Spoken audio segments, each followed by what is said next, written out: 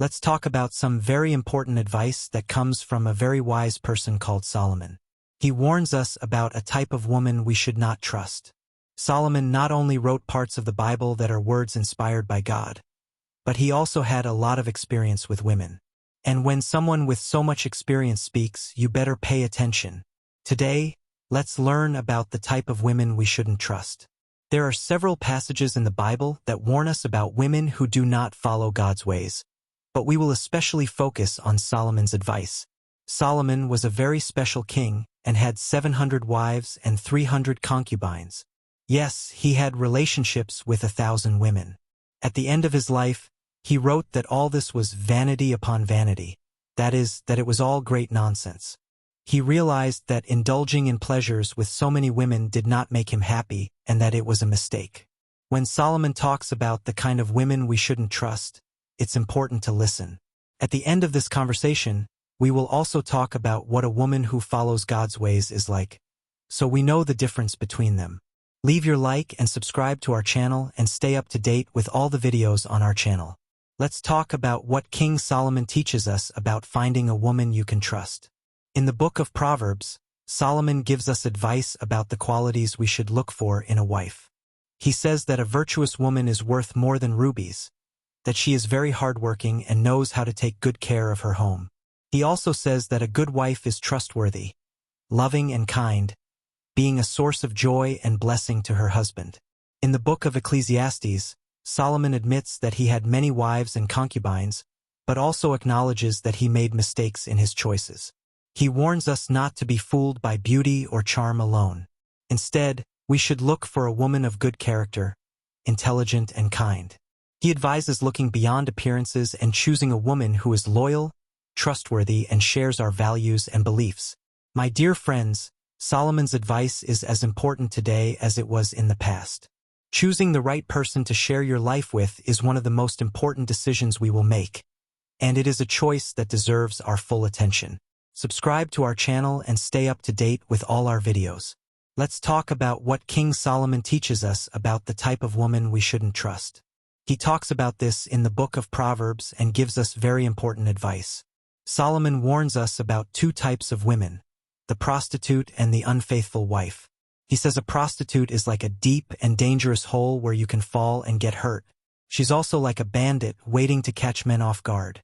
An unfaithful wife is like a narrow well.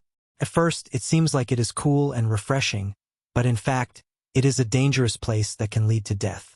These women can cause a lot of problems, destroying relationships and families. Solomon makes it clear that immorality can lead to destruction, affecting our lives in many ways. So, it's important to listen to his warnings and choose carefully the people we let into our lives. Let's talk about the story of a woman in the Bible who teaches us an important lesson. This is the story of Potiphar's wife, and she shows us the dangers of temptation. Potiphar was an important official in Egypt, and his wife became interested in Joseph, a servant who worked in their house. She tried several times to seduce Jose, but he always said no. Joseph said that doing so would be wrong and a sin against God. The Bible tells us that Joseph lived in Potiphar's house for 11 years and, throughout that time, resisted the attempts of Potiphar's wife. This shows how persistent she was and how strong Joseph was in refusing. Solomon, in the book of Proverbs, warns us about women like Potiphar's wife. He says that a prostitute is like a deep and dangerous hole, and a seductive woman is like a narrow well. They may look attractive, but they are dangerous and can lead people to make mistakes. The story of Potiphar's wife is a clear example of how strong temptation can be and how important it is to resist it to avoid bad consequences for ourselves and those around us. Let's talk more about the story of Joseph and Potiphar's wife, which teaches us many important lessons. One day, Potiphar's wife tried to force Joseph to stay with her. He managed to escape, but left his cloak in her hands. Furious, she lied and said that Jose tried to attack her. Here are some lessons we can learn from this story. 1. False accusations *. Sometimes bad people accuse you of things you didn't do. This is unfair, but unfortunately it happens in the world. 2. The importance of being fair *. Even if the wife. Although Potiphar knew that her lie could lead to Joseph's death, She didn't care and lied anyway. People like this still exist, so we must be careful and always be fair. 3. Courage and integrity. Joseph showed great courage and integrity by resisting temptations and maintaining his honesty even when he was wrongly accused. This story teaches us to be strong like Jose and to understand that not everyone is honest. It is important to be truthful and fair, regardless of what others do. Let's talk more about the story of Joseph and Potiphar's wife, which teaches us important lessons. Some people, like Potiphar's wife, do bad things when they don't get what they want. She tried to force Jose to stay with her, and when he said no, she lied and said he attacked her. Even though she knew that this could lead to Joseph's death, she didn't care. Here are some lessons we can learn. 1. False accusations. Sometimes bad people accuse you of things you didn't do. This is unfair, but it happens in the world. 2. Danger of temptation. Potiphar's wife shows us how dangerous temptation can be. She wanted so much what she couldn't have that she was willing to destroy someone else's life. 3. Living purely. As Christians, we are called to live purely and avoid immorality. We must honor God with our bodies and be careful about the choices we make. 4. Choose company well. It is important to pay attention to the people we hang out with and the decisions we make so as not to fall into temptation. The story of Potiphar's wife is a warning to be alert to temptations and to resist them with strength. We must be fair and truthful, even when it is difficult, and choose our companions carefully. Let's talk about the story of Joseph and Potiphar's wife, which teaches us an important lesson about choosing our friendships wisely and resisting temptation. Potiphar's wife was a married woman who tried to deceive Joseph, a servant who worked for her. She didn't care about her husband, her marriage, or Joseph's life. Her character was bad, and she is an example of the kind of person we should avoid, as Solomon warns us in Proverbs. Here are some lessons we can learn. 1. Choose your companions carefully. There are bad people, like Potiphar's wife, both men and women who don't care about others. We must be careful who we choose as friends. 2. Importance of character. When Potiphar chose his wife, he did not pay attention to her character. We should always be concerned about the character of the people we interact with. 3. Resistance to temptation. Joseph is a great example of how to resist temptation. He shows us that no matter how strong the temptation, we always have a choice. We can give in to our desires and sin, or we can resist and honor God with our actions. Remember, like Joseph, we must be strong and choose to do what is right, even when it is difficult.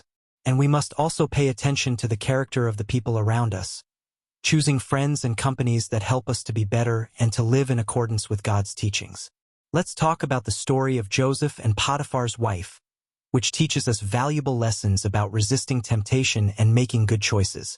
Potiphar's wife tried to seduce Joseph for 11 years. Just imagine 11 years. But Joseph remained faithful and did not give in to temptation. Even though Potiphar's wife was beautiful, he resisted.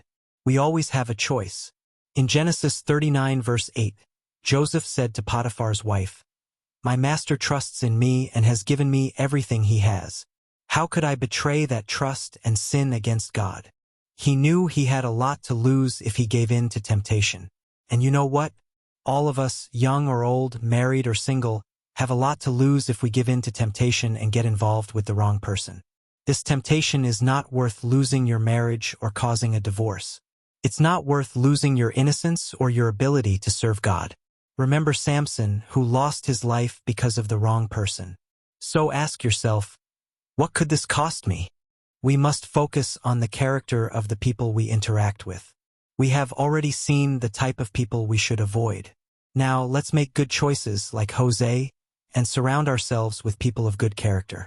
Let's talk about the kind of woman the Bible recommends and that all girls should want to be. There are wonderful women who fear God, are honest and kind. If you know one or are married to one, value and love her dearly. It's a lie to say that there are no more good women. They are out there because God continues to create his amazing daughters. The Bible tells us about the gracious woman in Proverbs 11 verse 16. A gracious woman obtains honor, and strong men obtain riches.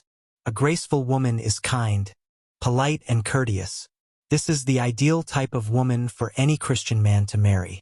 Even though our society has problems, God still preserves godly daughters for their sons. If you let God guide his path, he will place a gracious woman in your life.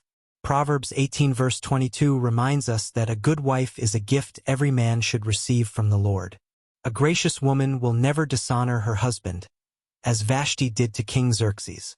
Let's strive to be like these women and look for these qualities in our lives and in the people around us.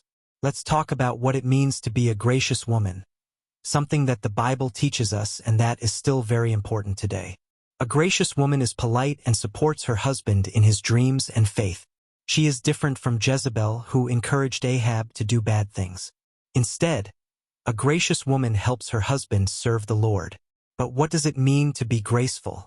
Being gracious is being kind and considerate of others. It's about being polite and respectful in our interactions. It's about showing compassion and empathy for the people around us. These qualities reflect the love of Christ and are increasingly rare virtues in today's world. Proverbs tells us that a gracious woman will maintain honor. Honor is a powerful word. It means a deep respect and esteem that we have for someone who stands out for their character, their actions, and their reputation. Honor is something precious, difficult to gain, but easy to lose. So, to be a graceful woman is to be someone who everyone respects and admires for her kindness and behavior. Let's strive to be those people who spread love and compassion, reflecting God's love in our lives. Let's talk about what the Bible says in Proverbs 31 verses 10 to 11 about virtuous women, in a very easy-to-understand way. A virtuous woman has an excellent character. The Bible says it is worth more than rubies, which are precious stones. Her husband trusts her completely and doesn't have to worry about anything because she is very trustworthy. Being virtuous means having high moral and ethical values. She is honest, trustworthy, and fair in everything she does. She is kind and compassionate to those around her, serving her family and her community with a generous and loving heart. Her life is guided by her faith in God. This woman is a great source of security and confidence for her husband. He knows he can count on her for everything. The Bible shows us that her value is not in material things, but in her character, her actions, and her love. So, a virtuous woman is someone who lives according to the best values, is kind and serves others with love, always showing her faith in God. Let's be inspired by her to be better people. Let's talk about the virtuous woman in a very easy-to-understand way. Rubies are precious stones, but a virtuous woman is worth much more than that. Her value cannot be measured by any material thing. Her value comes from the beauty of her character, the purity of her heart, and her great love. My dear friends, let us try to be like this virtuous woman. We will strive to have the best moral and ethical values. We will be honest, trustworthy, and fair in everything we do. Let's show kindness and compassion to those around us and serve our families and communities with a generous and loving heart. Let's be women of faith and let our lives be guided by our relationship with God.